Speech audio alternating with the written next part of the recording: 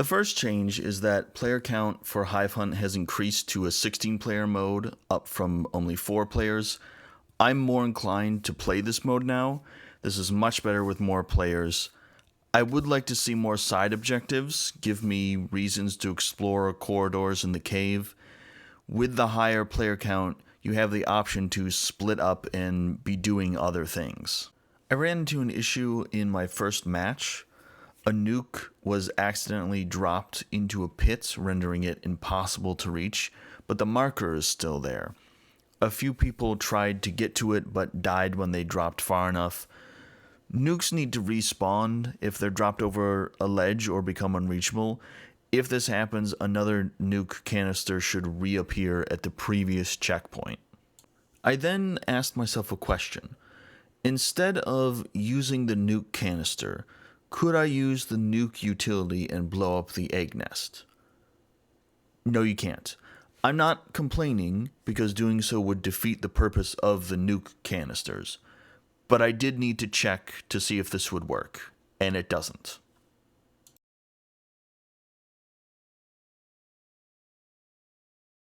There is a new rifle, the Merida 2, which uses burst fire. It does more damage than the Merida 1, and it comes with a grenade launcher underbarrel by default.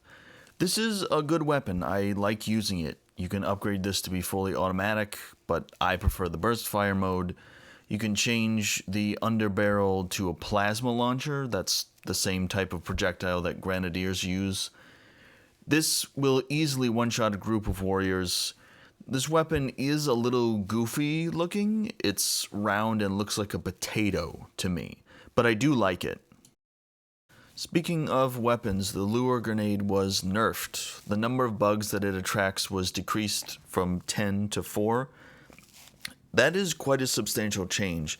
Never mind the fact that when I was testing these, the bugs often completely ignored the lure.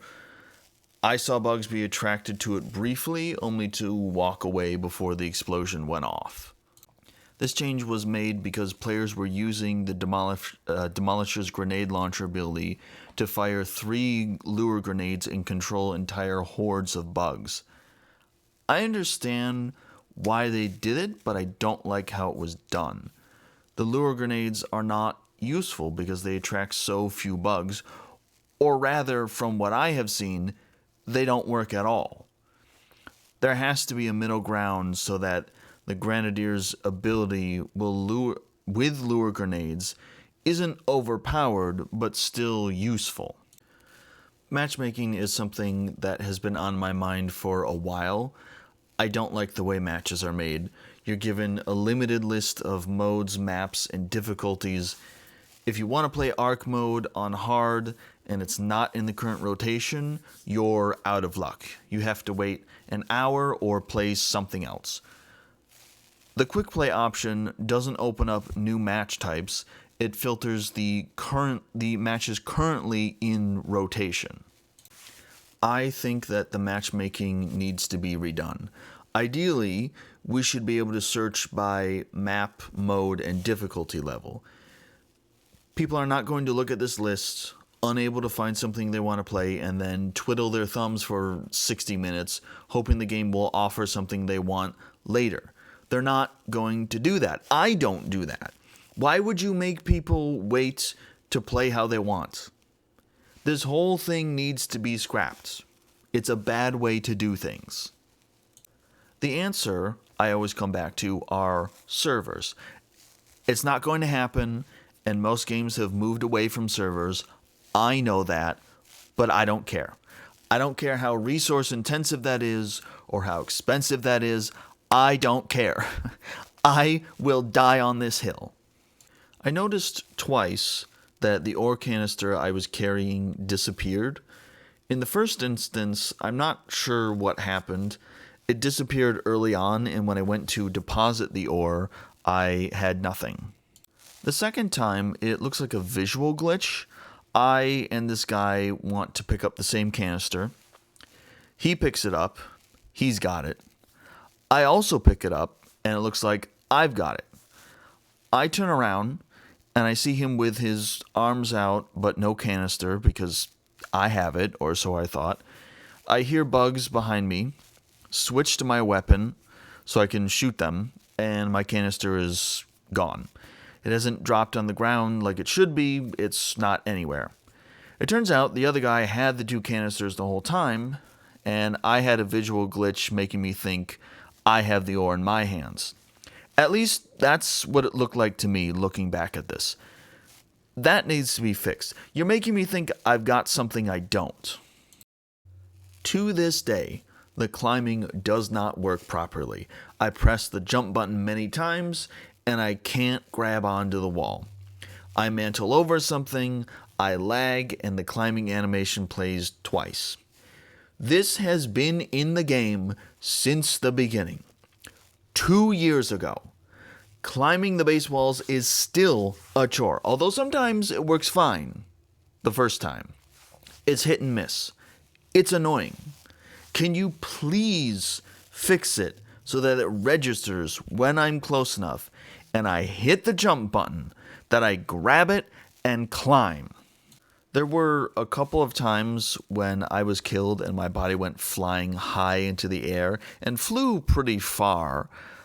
I have this recorded somewhere. I don't know where it is, and there's a lot of footage to go through. You're going to have to take my word for it. This only happened like twice, although most of the time this doesn't happen. It used to happen all the time. There's still some cases when it does happen, and this makes it difficult or impossible to revive people. They need to clean this up. I do not want to return to a state of the game where bodies are flying across the map. That was bad. Let's not go back to that. The second to last thing I want to talk about is the bug spawning. In particular in Horde mode. They changed Horde mode so that a timer counts down instead of the number of bugs counting down as you squash them. It's obvious from what I've seen that there's still a limited number of bug spawns per wave. Multiple times there is 30 seconds left for the wave, sometimes more, sometimes less, and we're standing around with nothing to shoot. We should not be standing around with nothing to do. The limited number of bug spawns is still there, but you're shown a timer instead. At least, this is what I believe is happening. I know that during the next update, there's going to be a new bug spawning system. We don't know what that will look like or how that will function.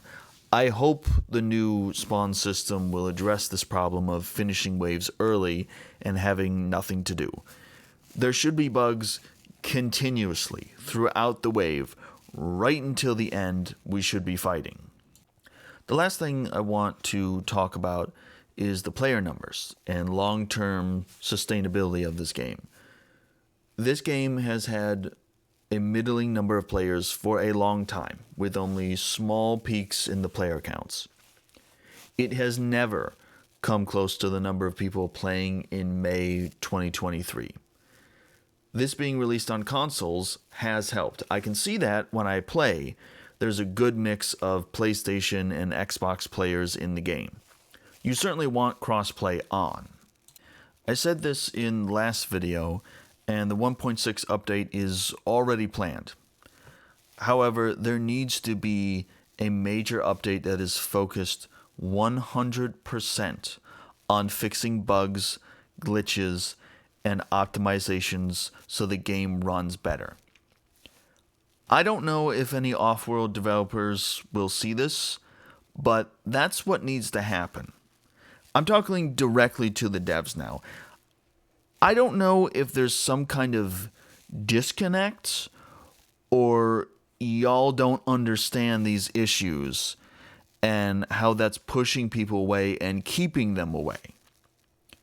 The game has a lot of problems that are unresolved. New problems are found. Old problems are showing up again. What you need right now is to fix what content is here. We can talk about new stuff later.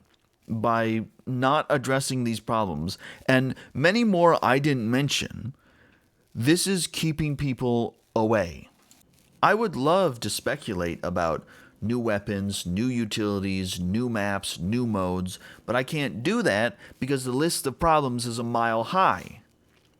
Most of what I've talked about are problems with the game. I'll keep doing that until I'm blue in the face.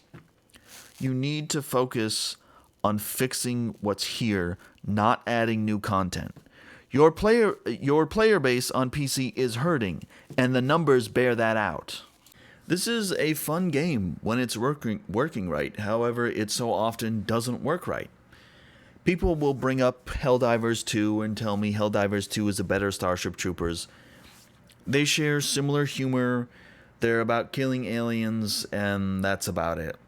Starship Troopers has 16 players and base building. Helldivers 2 does not. I don't find them comparable.